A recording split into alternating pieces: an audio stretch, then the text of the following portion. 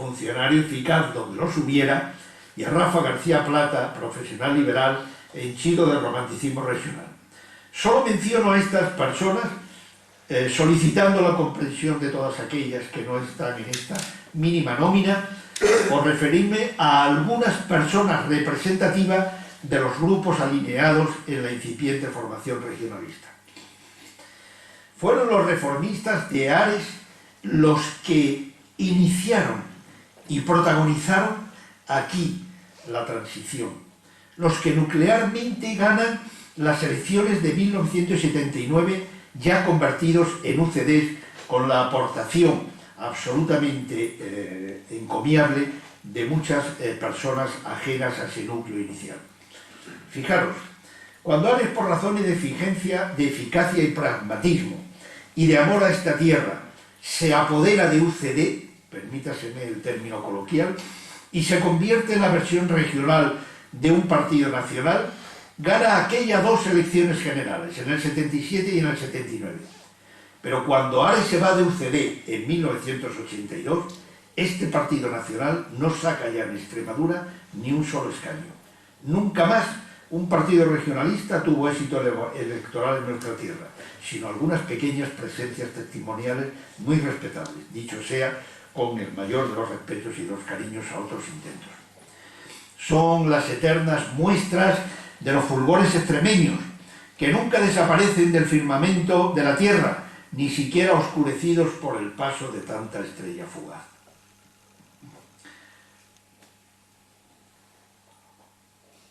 Saben las generaciones jóvenes de extremeños que Ares fue un partido al que nadie nunca subvencionó con una sola vieja peseta. Saben que su estructura mínima, sus organizadores, su propaganda casi inexistente, por supuesto todos los gastos, absolutamente todos, eran financiados con el exclusivo bolsillo de sus militantes. Sabe que estos, aún después de las elecciones, apenas sobrepasaron las 1000 personas. Tantas cosas, tantas preguntas, que realmente hoy serían asombroso explicarlas ante las nuevas generaciones. Sabe que el máximo cargo, el de presidente, lo ostentaba en estos tiempos del feminismo ya una mujer maestra en Plasencia. ¿Saben que las mujeres tuvieron una importante sustantividad en la responsabilidad del partido? ¿Saben que quienes regían la juventud era una chiquilla de apenas 21 años? ¿Saben que Ares, cuando se fusiona con UCD, nomina para diputados, senadores, cargos provinciales a personas de las marcas ajenas a su militancia de origen, subordinando las legítimas aspiraciones de sus miembros iniciales a una versión centrista que incorporaba socialdemócratas, liberales y cristianodemócratas con mucha categoría personal, pero sin apenas relevancia electoral en la región? ¿Saben que los estatutos de Ares fueron elaborados exclusivamente por sus militantes? ¿Saben que Ares, en el mejor de los momentos, solo contó con apenas 1000 militantes? ¿Saben que Ares no tuvo apoyo mediático alguno? Me atrevería a decir que pocos extremeños de las generaciones jóvenes pudieran responder siquiera aproximadamente a estas y semejantes interrogantes. Y no es justo. Eso sí, que tengan por seguro que es por ser víctima de un ominoso silencio que cubre el fulgor de aquel tiempo, y porque a veces les llega al efecto la baba rabiosa del tránsfuga, la envidia cochina del incapaz o el lúgubre silencio del sectario. A veces pienso, permitidme la vanidad, si el hecho de que mi persona individual, se haya mostrado beligerante a veces frente al poder regional, eso sí, en contadas ocasiones, y siempre como réplica en fundosas y mentirosas ofensas hacia mi persona, no haya influido en esa situación. Sería desazonador para mí, pero demostrativo de otras referencias mucho más preocupantes en esta tierra nuestra, que por no enfangar esta intervención omito ahora. Pero alguna derecha extramuros, alguna acción de los políticos de salón, no en esta tierra, que no lo sabía, solicitó y suplicó aliarse con ellos. con los reformistas de nivel nacional y formando, ya digo que salvadas absolutamente las personas, liaison o entendimiento electoralista con Ares. Al precio, como es lógico, de prestar unas marcas muy acreditadas internacionalmente, lejos de la suspicacia de las que recelaba el país respecto a nosotros mismos, y también algunas pocas personalidades independientes. Aquí, con categoría personal, dicho sea en honor a la verdad. Marcas y personalidades, algunas de ellas deslumbrantes, con las que desde el principio y en términos generales hubo recelos, quizás confrontaciones y al final ruptura, siendo así que al final ni Suárez a nivel nacional ni un servidor a nivel regional pudimos resistir y creo que ambos, por dignidad personal, nos fuimos del partido que fundamos. Y prácticamente no volvimos. Ese episodio, al que he llamado fracaso, se vivió aquí intensamente y que yo sepa, no solo no ha sido escrito, sino que he oído versiones odiosas de lo que realmente ocurrió. Tampoco es ahora ocasión de contarlo, sino de reseñarlo y explicarlo para la historia en mejor ocasión. Pero de la UCD extremeña como de la nacional solo quedaron como interesantes sus líos y pocos interpretaron la lucha de clases en su seno entre los reformistas de dentro y algunos de las marcas, la gente pueblo y algunos de los añadidos. Lucha no de conceptos en resumidas cuentas, sino de poder interno. Algo sabe de esto quien os habla, tanto a nivel nacional como regional, y os indico que aquellas luchas internas, en todo caso, quizás tuvieran mejor explicación que las que hoy mismo, puedan presenciarse en el escenario de partidos en Extremadura. Quiero significar aquí que, a pesar de todo, la época de UCD y sus protagonistas son cada vez más reconocidos, no a nivel internacional, desde hace mucho tiempo, como es evidente, ahora también por una inmensa mayoría de españoles, época la más audaz, la de más libertades sinceras, la de mejores comportamientos de honestidad personal y la de mayor eficacia en la historia reciente democrática.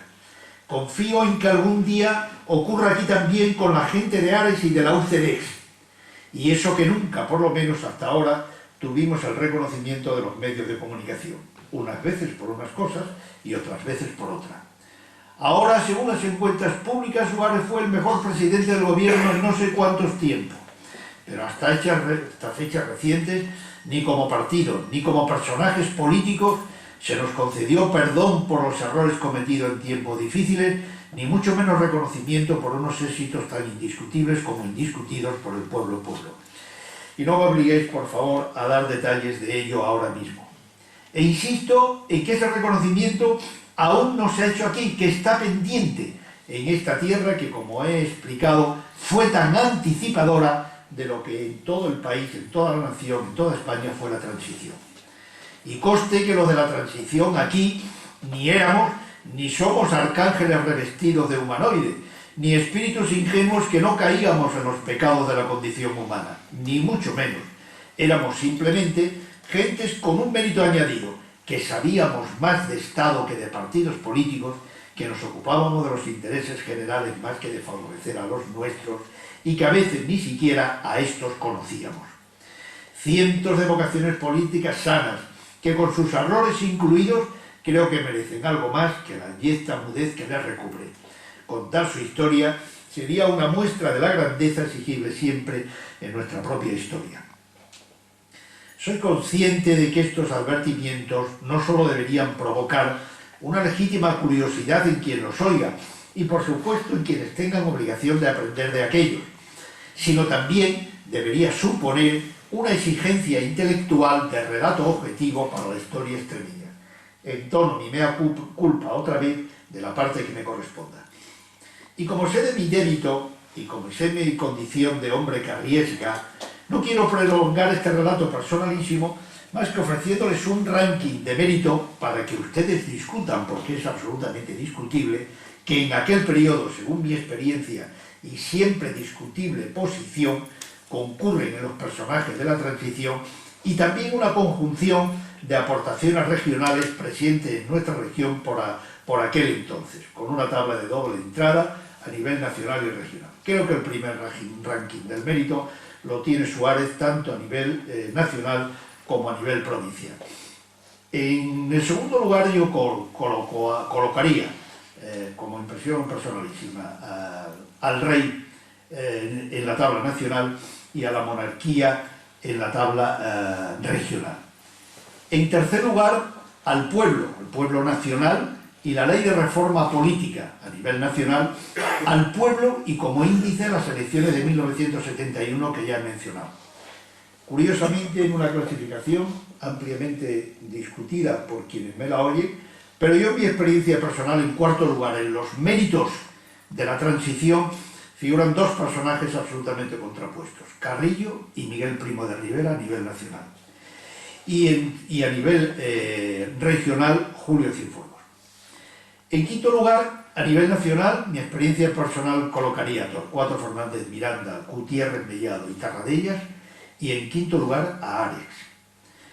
En sexto lugar, a los reformistas de dentro, a los alcaldes de aquella época, a las gentes comprometidas con el movimiento hasta con la vieja guardia, y me acuerdo del vieja guardia Luis del Barco como ejemplo de aquello, a las personas jóvenes que en aquellos momentos ocupaban cargos en el movimiento como Alberto González, o a las personas también jóvenes que en aquellos momentos ocupaban cargo en la administración como Hilario Álvarez y los maestros.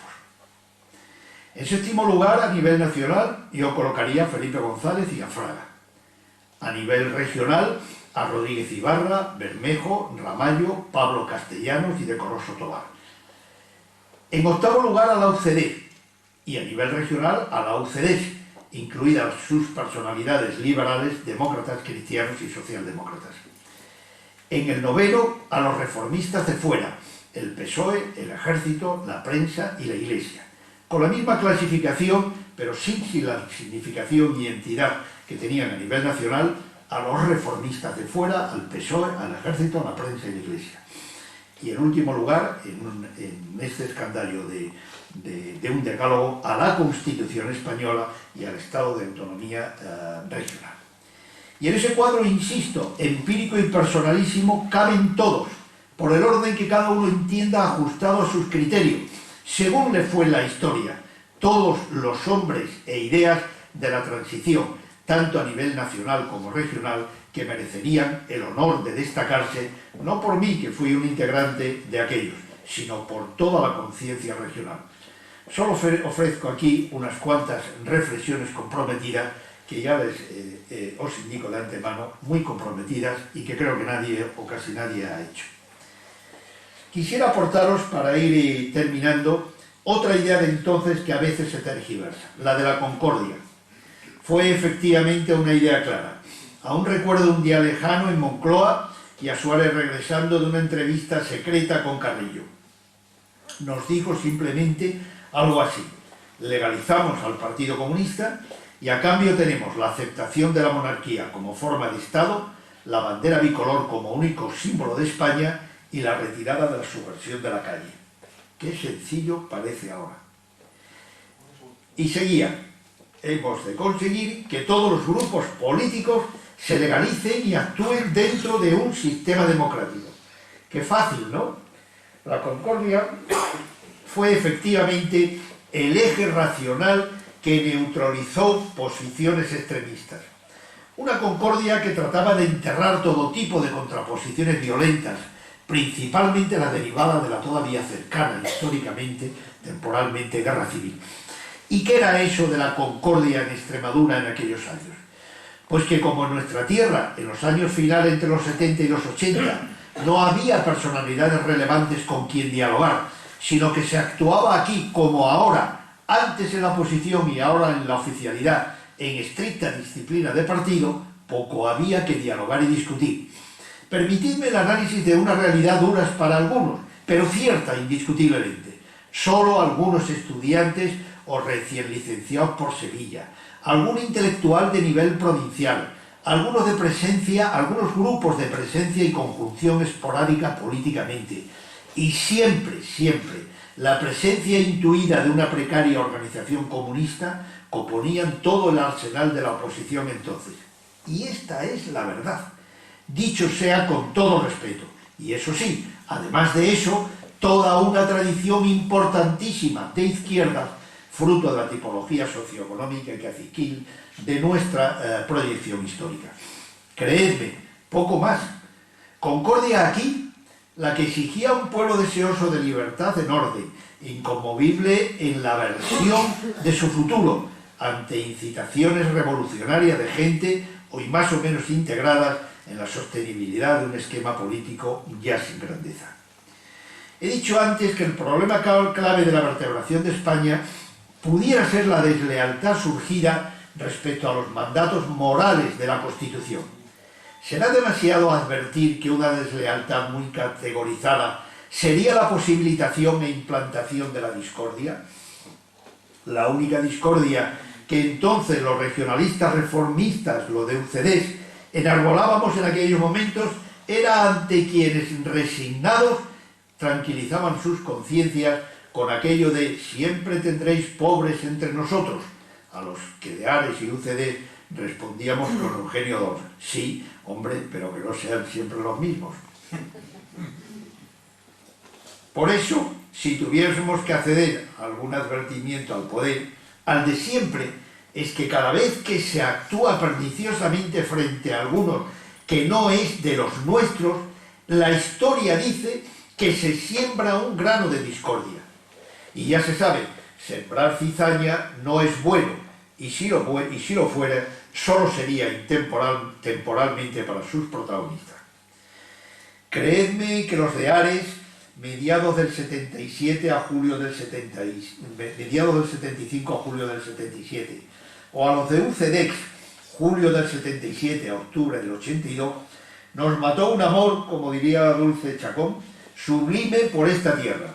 Un amor y una eficacia pragmática que ahí están, para la historia grande de esta tierra, y ni siquiera para un reconocimiento explícito que sí nos importa, claro, a título de satisfacción personal, pero que principalmente nos reivindicamos porque eso se debería a la exigencia de esa objetividad que requiere toda memoria respetable, tan poco reconocible en estos tiempos donde está ausente la concordia. Y que hoy, aquí, en un foro intelectual, independiente y neutral, me permitiréis reivindicar con toda la escasa fuerza personal que pudiera detentar quien os hable, pero con toda la exigencia que los esfuerzos nobles merecen. Si para ello es necesario añadir letra pequeña a la historia grande que hoy solamente puedo diseñar en grandes trazos, pongámonos manos a la obra y reelaboremos fechas, calendarios, nóminas, actos, programas, hechos, triunfos y fracasos, realidades, etc. Aquí mismo y también fuera hay personas muy cualificadas para ellos. Hagamos que Extremadura pueda regocijarse en una de las páginas más nobles de su desesperanza despechada, la de la transición vista desde sus auténticos protagonistas. Para ello, los de Ares UCD renunciamos de antemano al intento siempre tentativo, pero pernicioso, de confundir mérito con débito. A veces quien os habla ha sido tildado de excesivamente crítico.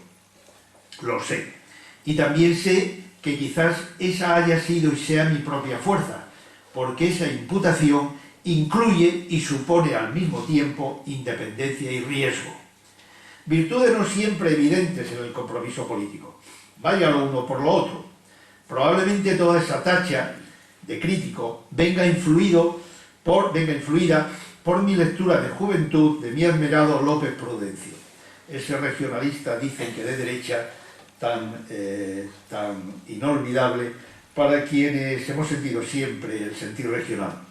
Cuando en su conferencia 11 sobre Extremadura y España, hablando del temperamento de esta raza, ya sabéis, él trataba a los extremeños como una raza, decía, cuyo espíritu atormentado, el de los extremeños, siempre por el choque de sus anhelos con la realidad circundante, está siempre propicio a la desesperanza despechada, cuando no ve la posibilidad de vencer, o la audaz aventura en cuanto siente una remota posibilidad de romper con lo que le rodea. Pero yo sí veo, y siempre he visto la posibilidad de vencer en nuestra tierra, y nadie podrá reprocharnos, ni a mí, ni a nuestros conmilitantes, que no hemos intentado, lo hemos intentado cuantas veces hemos tenido oportunidad. Mirad, el amor siempre conlleva esperanza, y la esperanza, si no es operativa, solo es, ciertamente, como decía López Prudencio, espíritu atormentado. Los de la transición, los de Ares y los de UCD, creímos en la plenitud de nuestra tierra y nunca admitiríamos ni justificaríamos, allá donde nos encontremos, ni aleteos cortos sobre ciénagas, ni espíritus sectarios, ni limitaciones a la gran sensibilidad social que debería adornar cualquier intento de mejorar nuestra tierra. Sé que esta conferencia, que termino, pudiera tacharse de romántica, pero nunca de nostálgica, de espiritualista, pero jamás de sensiblera, y permitirme una manifestación empírica, como aviso y como advertencia, expresada por Machado, con esta famosa frase suya: el ayer es hoy todavía. Muchas gracias por vuestra atención.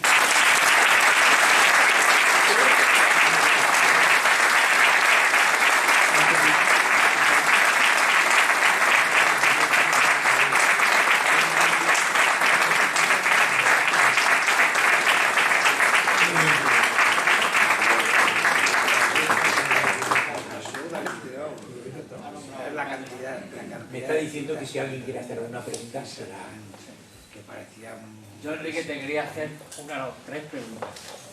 Primero, quería saber si en aquella época, cuando paristeis Ares, llegasteis a presentar listas en toda Extremadura, en los municipios, o no llegasteis ni siquiera a presentar listas a los municipios de Extremadura. Segundo, me permite por hacerte las tres seguidas. Segundo, si el horizonte que le veías a Ares, o que le veíais, era tan limitado como para meteros o incorporaros a la UCD, que luego salió como salió, ¿no? Esto era lo que te quería preguntar, si fuera tan amable. Te falta una tercera. Pues sí, me falta la tercera. Había pensado porque se me ha ido de la cabeza. Le he preguntado si habíais nombrado listas a los municipios, si el horizonte era tan corto, y la tercera es si te arrepientes de no haber seguido jugando por ese partido que se llamaba Ares. Yo creo, Antonio, que tú das la clave de muchas preguntas que se han formulado siempre al respecto. Listas, no. Nosotros no participamos en elecciones porque Ares se constituye como partido político, no he repasado fechas, ¿no? Sí. Pero muy poco antes de las elecciones generales, no tuvimos ocasión. El tema de Ares pervivir o UCD fue un dilema. Yo creo que un dilema que dicen los que saben de gramática que es una alternativa, ninguna de cuyas soluciones es buena.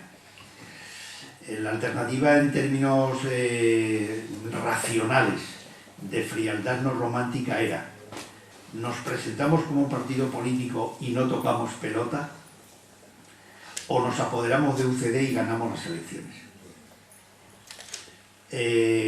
Un sentido pragmático hizo que la Asamblea de Mérida, donde se decidió esto, que asistieron 800 personas, se tomase por consenso prácticamente, con el voto en contra de 3 personas y de 3 abstenciones, creo recordar. Fue durísimo aquello. Yo no recuerdo peores momentos de intranquilidad moral en mi vida política que aquellos instantes. Porque si a nosotros nos hubiesen dado tiempo las elecciones, probablemente la alternativa hubiera sido seguir. Pero en aquellos momentos no había otra alternativa. Bueno, he descrito someramente quiénes éramos. La gente ahora exagera lo que era Ares para enfatizar lo que algunos llaman la traición. Pero éramos unos cuantos, muy pocos, subvencionados por nosotros mismos, que además éramos pobres, sin proyección, sin respeto por nadie, aquí dentro por casi nadie y fuera por absolutos desconocidos, y se nos ofrecía una oportunidad tremenda, que era nuclear perdonadme la variedad, y muchos de los que hay aquí fueron presentes en aquel momento, nuclear la decisión a través de mi persona. ¿Qué ocurrió en aquellos instantes? Bueno, que parece ser que la presencia electoral más categorizada, no personalizada, que había gente muy categorizada a mi alrededor, fluía por extraña circunstancia alrededor de mi persona, que era amigo personal de Suárez y además director general de Política Interior. La decisión fue muy dura, pero fue acertada en términos de favor para Extremadura. ¿Qué ocurrió con las elecciones? Pues que nosotros teníamos que ser fieles absolutamente a nuestro compromiso de concordia. Y aquí hay testigos muy cualificados, está por aquí Charo que veo, está Vicente, está el propio Miguel. Nosotros, que éramos la inmensa mayoría, renunciamos contentos y felices a cualquier protagonismo de Ares. El mío personal no, encabezando las listas y tomando más o menos decisiones, porque, bueno, yo era un poco el núcleo, ¿no? El nucleólogo de aquella cuestión. Fue tremendo. A costa de eso yo siempre he desafiado a que se compare cualquier periodo en la eficacia política entre los años 77 a 82 a cualquier otro periodo en la historia política de la región. Bueno, es un desafío que nunca se ha realizado porque nunca se ha respondido a mis retos, pero yo a estas alturas estoy todavía dispuesto a mantener. Si nos arrepentimos de aquello, hombre, yo tengo una duda, siempre la he expuesto. ¿Por qué aquello tan bonito, supuesto el fracaso personal de los que lo encabezamos, no se siguió nunca más, jamás, por nadie con categoría? Perdón, no estoy descategorizando a ningún otro intento regionalista. Estoy hablando simplemente en términos electorales. ¿Por qué? Porque el espacio político de un partido de centro en Extremadura es muy difícil y porque es más todavía un partido de centro regionalista. ¿Por qué es más? A pesar de esas cosas que yo leo a veces en la propaganda oficial de que en estos momentos Extremadura tiene ya una conciencia regional que no la tuvo nunca, eso es desautorizar a quienes ni siquiera estamos en posición de defender la tesis contraria. La verdad es que el regionalismo en Extremadura tiene muy difícil cabida. Entre otras cosas porque nos han hecho egoístas. Y el político de hoy en día mira el lucro que pueda sacar de su adscripción política. Y desafortunadamente la adscripción política a un partido regional, que aquí nadie va a financiar, que aquí nadie va a ayudar, que aquí no va a encontrar el favor mediático, es muy duro. Es muy duro. Es decir, que lo que cuento de Ares, que lo ratifiquen o no aquí los presentes, solos, absolutamente solos.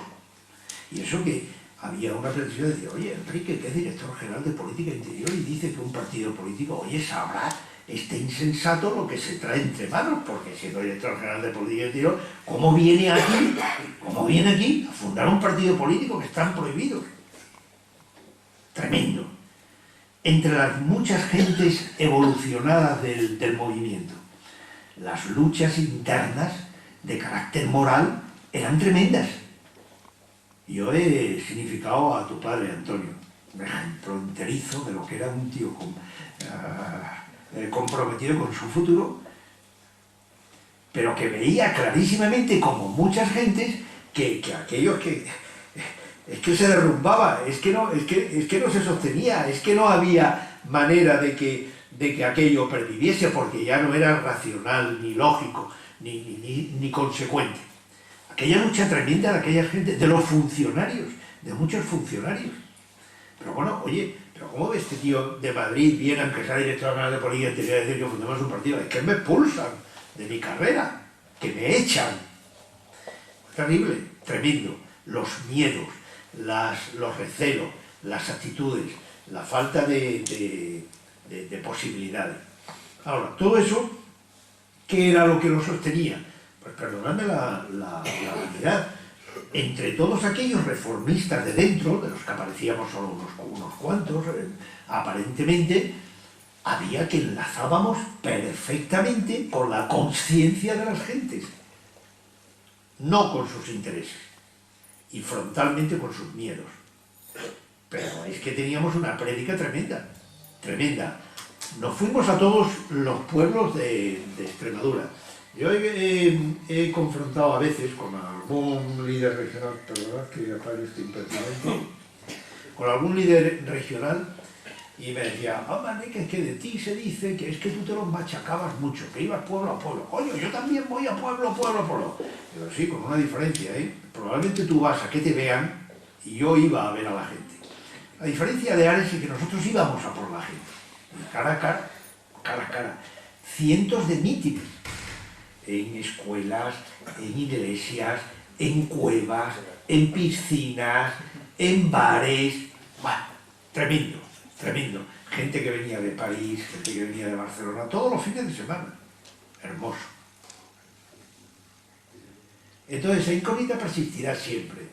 Nos arrepentimos lo de Ares de Cayo. En términos de beneficio para Extremadura, en absoluto. En absoluto. En términos de frustración personal, probablemente sí. No tuvimos tiempo, no había manera. ¿Cómo íbamos a pensar en un partido regional 3 años antes? Ni partido ni regional, no era posible. O después, pues fue muy beneficioso, como es lógico, para los reformistas de dentro,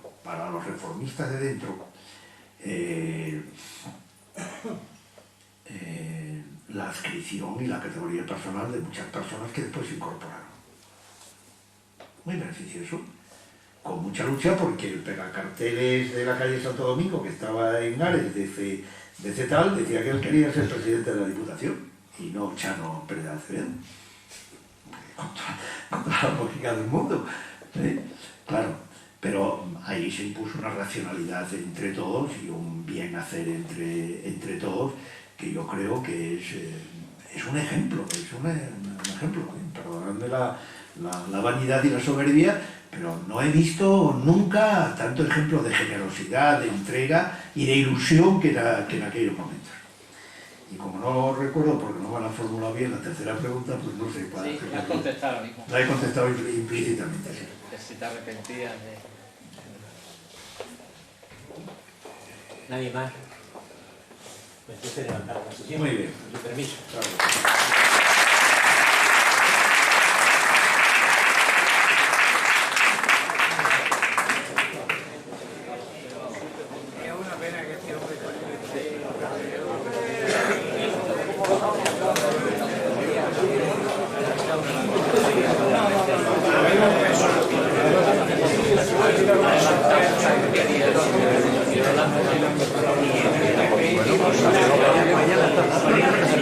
Mañana estaremos aquí, sí, a partir de las 9.